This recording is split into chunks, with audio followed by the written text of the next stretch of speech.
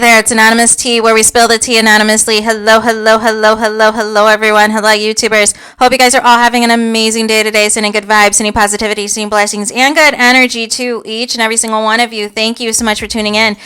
So today we are talking Monique finally entering the chat, finally giving her thoughts on the Color Purple drama involving Oprah, involving Taraji P. Henson, involving the cast and their grievances that they've had while trying to film this movie and all of the things. And it has just gone completely and utterly haywire. And here's the thing, I want to say this at this point. At this point, either you are somebody who, and nothing said about Oprah at this point is going to deter your fandom for Oprah. Nonetheless, and then others of you, you've seen enough, you've heard enough stories, you've seen enough celebrities alluding to different things in regards to Oprah that you feel some things might be shady, or you may or may not know people who are in this entertainment industry, who are in this Hollywood industry that can have firsthand accounts on how some of these things go with some of these people, quote unquote, called gatekeepers. Shout out to Cat Williams. I feel like him and Monique should do like a podcast. Because their truths continue to shake the table and continue to go viral every single time. So a couple of things. First and foremost, there were a couple of quotes from the Root article in which Monique felt that Vivica Fox's recent comments saying that she was good, saying that, quote, "Remember when I came out and said this is not right?" She asked. "Fear is real. It's like I don't want to get beat." So nonetheless, I think she's trying to allude that Vivica Fox may think will get blackballed if she exposes the truth about Hollywood. Here's the thing. From a financial standpoint, I don't think Vivica Fox is struggling, you guys. Have you seen her in those commercials? Have you seen her, producing all of these Lifetime movies? Those are some serious checks. That's some serious bank. No, she does not have an Oscar nomination like Taraji P. Henson, but she has a ton of movie credits. She has a lot of iconic movies and TV shows and things that she was a part of. So there is a definite possibility that she's not struggling financially. Also, Monique said that she had reached out to Taraji via Instagram because she does not have her phone number and wanted to show support to her. And said, quote, "I met Taraji years ago. That's a beautiful sister and that's a beautiful soul. When I saw her on that platform breaking down, that pained me to see her going through that." And so then she went on this podcast, and both her and her husband were leaving comments and different feedback and all of this. Basically saying that when we see Taraji and we hear her saying and the other co-stars of the movie that they didn't have trailers, that they didn't have food, that they didn't have, all of the things, they had to take themselves to work versus having a driver, that the helm of this is still production when it's all said and done. And that ultimately, this is the treatment of the black actress, and this is nothing new in regards to the treatment of the black actress, regardless of the movie budget. And essentially was saying that Oprah is at the helm of all of this. Is saying, she was one of the producers of the movie. She's the face of The Color Purple. And, Taraji she's quoting Taraji saying that they were handpicked for the role. Because remember, Oprah said in the initial interview that they preferred, the studio wanted Beyonce or Rihanna because they felt that was going to get more butts in the seats, that was going to attract more tickets. Monique also said that there's no reason that the cast should have walked on set and there was no food, there was no adequate trailers or anything of that. Also said, when you hear Oprah say that, quote, "When Taraji called me, what did I do, Taraji? Lady-O fixed it." Basically, Monique is saying in that particular moment, Oprah got caught. She is saying that Oprah got caught, then her husband, Sydney, chimes in. And when Sydney is talking about what the job and the role of a producer is, that essentially these should have been things that were already fixed and taken care of prior to filming even starting, prior to anybody going on set. And so then Monique chimes back in and says, how these things can happen. that she said she watched all of the videos with Oprah and Taraji. She has heard different things Oprah may say when it comes to Harvey Weinstein, and that Oprah said that we, quote, don't want to put this all in Harvey Weinstein because we will miss the silver lining. We will miss the point. And then she said that she continued to watch back a lot of old videos with Oprah saying, quote, didn't I champion for you all? Quote, soon as you called me up, didn't I champion for you all? And Monique was saying Oprah was the production. Oprah needs to stop it. She says Oprah didn't champion for these girls. You didn't champion for our sisters, for our black actresses. What I heard, what Monique is saying she heard in her humble opinion, is that we are treating the black actresses the way that they have always been treated. Who gonna check me, boo? I'm Oprah Winfrey, and that is a direct quote. So basically saying when Oprah gets the call that she's fixed everything, she's saying that Oprah knew in advance what was wrong. And basically there shouldn't have been anything to fix the moment that these actresses showed up, and that basically Oprah was going to see whether or not they were going to grin and bear these awful working conditions. So then also said the following, either Oprah is powerful, Oprah is not powerful, or Oprah isn't using her power to champion for the people who need champion. And Monique chimed in that Taraji was broken, that they broke Taraji with all these issues. And Sydney said this isn't about being pro-black or pro-white, that this is about being pro-truth. And that, this shouldn't have, escalated and handled the way it is. So I have a lot of reaction to this because I was waiting, like I said, for Monique to enter the chat and give her thoughts on The Color Purple. We all know her issues that she had with both, Tyler Perry and Oprah as it pertained to Precious. And how she's since, made up with Lee Daniels and Tyler Perry, but still has yet to get an apology from Oprah, essentially. And also don't forget, in addition to her feeling a way about Oprah, remember, like about a month or so after the award season, remember Oprah had on the alleged abusers from Monique's family on her show? So there's things about Oprah that have allegedly been said over the years about her behavior, on how she allegedly treats some of these people in Black Hollywood, and how she is not as much of a champion as people want to say, how she'll uplift people such as Harvey Weinstein, but then demean, all the black people, and then even push false narratives such as that Michael Jackson documentary that she was celebrating about on a yacht and talking about how powerful and all that stuff was, something else she produced and did a post-show interview about, knowing daggone well it was fake news, that it was lies, all to protect these white predators, you guys. And then has the audacity to be in Janet Jackson's face as if she didn't just disrespect her brother like this.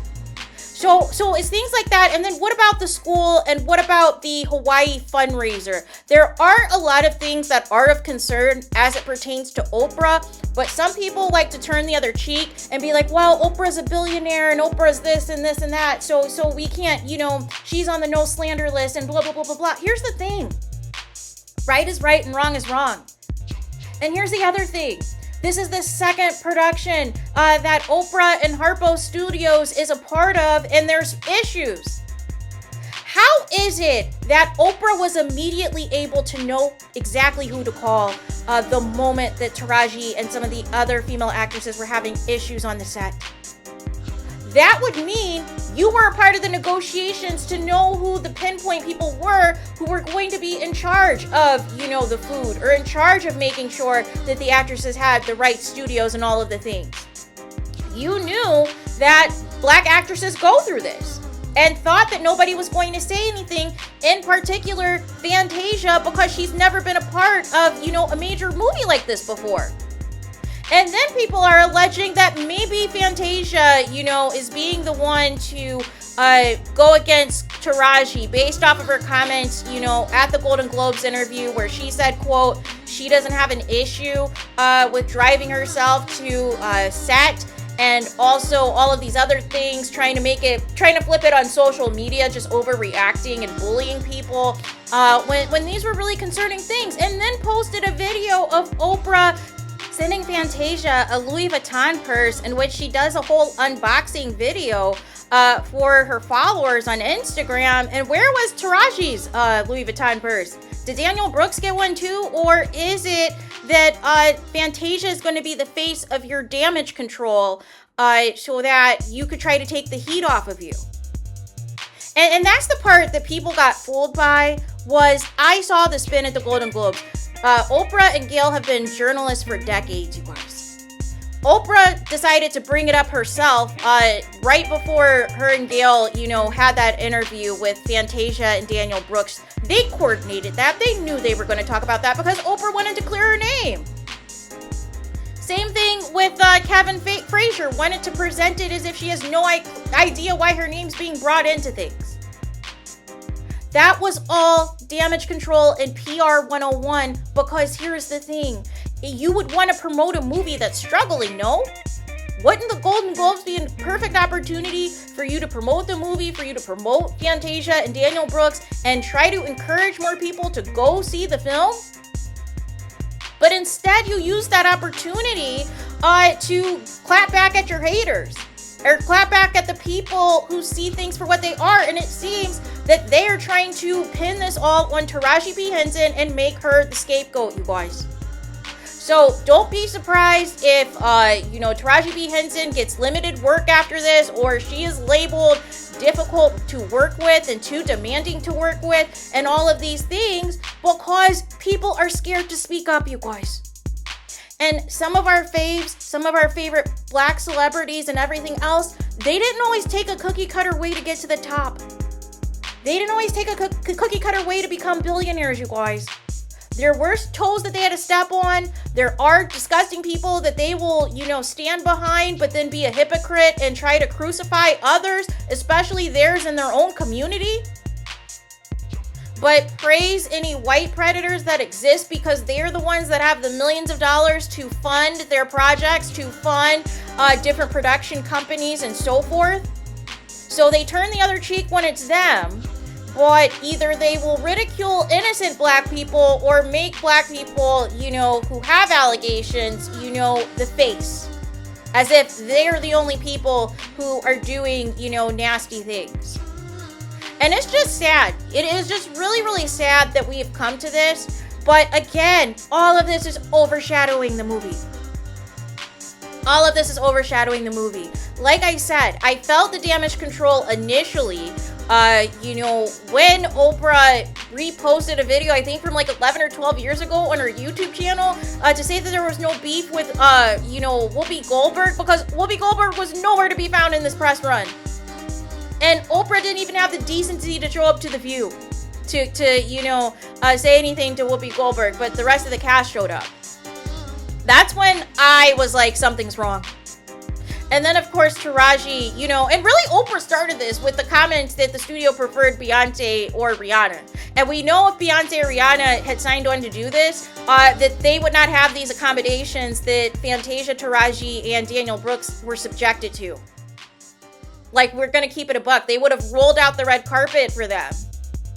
So it's sad. But this all started with those comments. And then Taraji had her meltdown about, the pay and the conditions that she had to work in, considering she has been in this business for decades as well. But nobody rallied behind Taraji, you guys, from the cast. They all wanted to pivot and make it seem like, it was no big deal and everything got fixed. And even Monique is saying in this interview that saying it, quote, got fixed makes matters worse, because obviously that means that they knew in advance that this was an issue and they wanted to wait and see whether or not anybody was going to complain about it.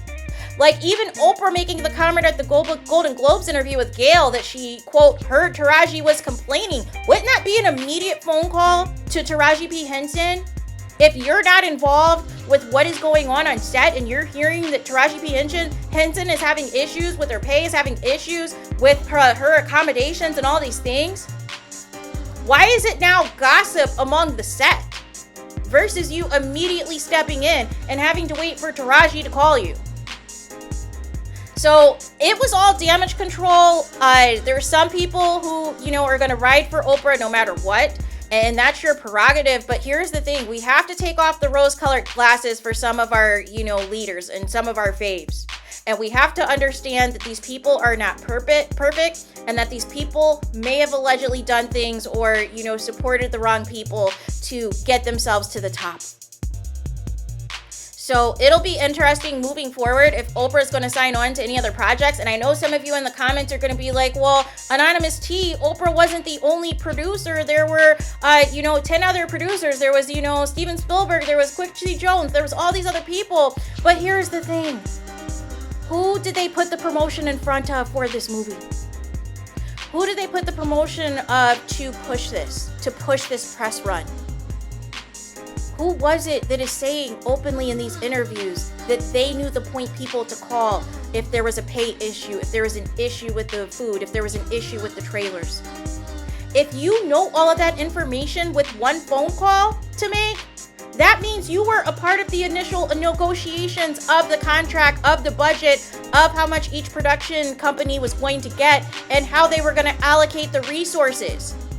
And either people, did their own thing with some of this $100 million budget and lined their pockets instead of putting that money towards food, putting that towards, adequate and, livable trailers. Or they really thought that the black actresses were not going to say anything because people like Daniel Brooks and Fantasia have not been a part of a major film like Taraji, so they thought that they were just going to grin and bear it and deal with it. And as you can see now, they've completely, omitted Taraji P. Henson. They have moved forward with this press tour and all of these things and award season without Taraji P. Henson. So it is going to be very interesting to see, like I said, what happens with Taraji P. Henson's career. But, for people to not find any of this suspicious, for people to, just dismiss. Maybe you didn't like the way or the tact that Monique exposed Oprah and Tyler Perry and Lee Daniels back then. Maybe you didn't like the way that she came across. Maybe you don't like her husband, being in all of these interviews and all these lives and all of these things.